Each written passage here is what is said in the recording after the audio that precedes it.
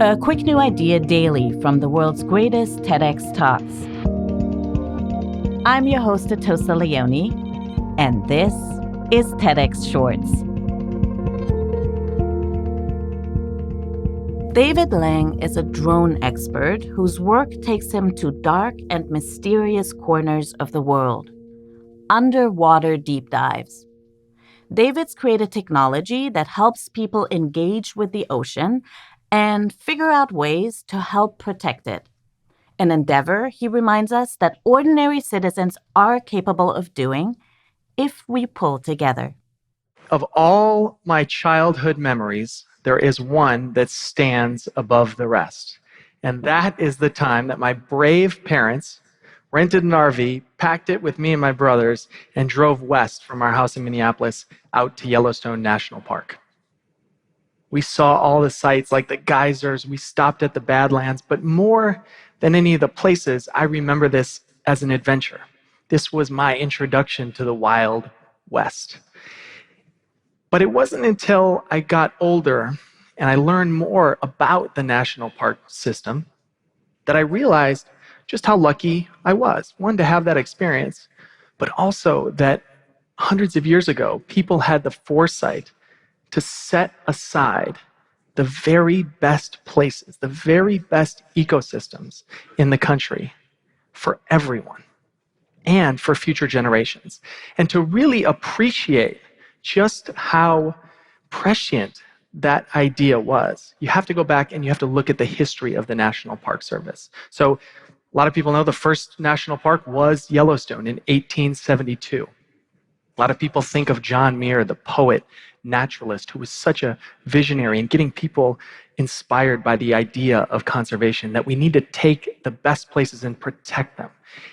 He had an audience in very high places. So there's a great story of Teddy Roosevelt and John Muir going hiking in Yosemite during his presidency, 4 days, completely off the grid. He had a great impact on Theodore Roosevelt, and he created national parks, hundreds of thousands of square acres of national wildlife refuges. It was an important administration, but it wasn't a done deal. Even in less than 10 years after he created all of those new places, the future of those places was very much in doubt. And it wasn't until Stephen Mather, a businessman from Chicago, wrote an angry letter to the Department of the Interior saying, "You guys aren't doing a good enough job protecting and preserving these places," that something was done about it. The Department of the Interior wrote him back, "Mr. Mather, if you care so much about this, why don't you come to Washington and do it yourself?"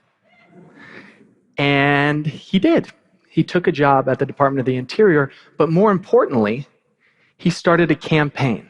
He brought together the park superintendents and a few other people who cared about this idea of conservation. And they put together a plan. They hatched a campaign that eventually led to the National Park Service in 1916. And that's really important because it went from an idea that we should protect these places to an actual plan, a way for people to enlist and carry that idea forward for future generations so little kids like me can go and have these amazing experiences. That is the history of the national parks on land. The ocean is a completely different story, and we are almost precisely 100 years behind. We've had our own John Muir, who's Dr. Sylvia Earle, who's been a tireless advocate for creating these marine protected areas around the world. So I know there's a lot of bad news about the ocean. There's plastic pollution, coral bleaching, overfishing. It's hard to take it all in sometimes. But this idea of setting aside places for nature is working. Science tells us that if you set these places aside, nature will come back and we can keep the oceans healthy. So we know this idea works. And Dr. Sylvia Earle has been influential, like John Muir, with administrations. George W. Bush and Obama were both fantastic ocean presidents, creating marine protected areas all around the country. We need to do what Stephen Mather did 100 years ago.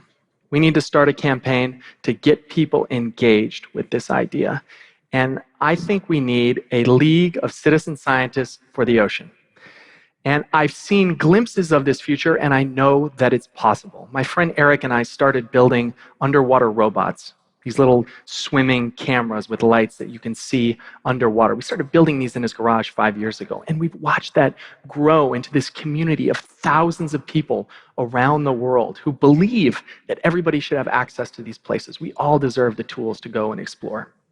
There's stories like Laura James, who used her robot to find out that sea stars in her area were dying, and she started this whole citizen science campaign, collected data, and drove awareness for sea star wasting syndrome to try and figure out what was happening there. There's stories of fishermen in Mexico who used the robot to create marine protected areas where NASA grouper were spawning to protect the future of this species. It's really amazing stuff. I think we can dust off Stephen Mather's playbook. So the first thing that he did was he focused on infrastructure. So we partnered with highway associations around the country to build big, beautiful highways out to these parks. And it worked. These basically invented car camping.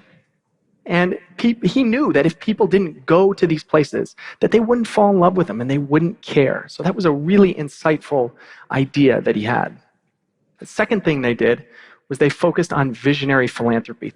But the last thing is critical, is Stephen Mather focused on engagement. In one of the first meetings that they had around this new system, he said, if you're a writer, I want you to write about this. If you're a business owner, I want you to tell your clubs and your organizations. If you work for the government, I want you to pass regulation. Everybody had a job. Each of you, all of you, have a role to play in protecting these places for future generations. Each of you, all of you. I love that. That's the plan. Simple, 3-point plan. I think we can do the same.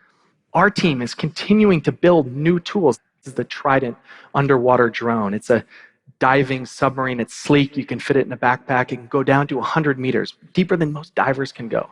And it can see these environments that most people have never had access to. New tools are coming, and we need even better tools. There's all sorts of interesting new ways for people to participate in the protection of these places. We have an opportunity right now, just as they did 100 years ago, to protect these places, to put in a plan that keep people engaged. Don't wait for Washington. We can do this ourselves. The TEDx talk you just listened to was recorded at a TEDx event in Berkeley, California. All TEDx events are independently organized by volunteers who believe in TED's mission of ideas worth spreading. Special thanks to the organizing team at TEDxBerkeley. Want to listen to more TEDx talks? Visit our website at ted.com/TEDxShorts. I'm Atossa Leoni. Thanks for listening, and see you tomorrow.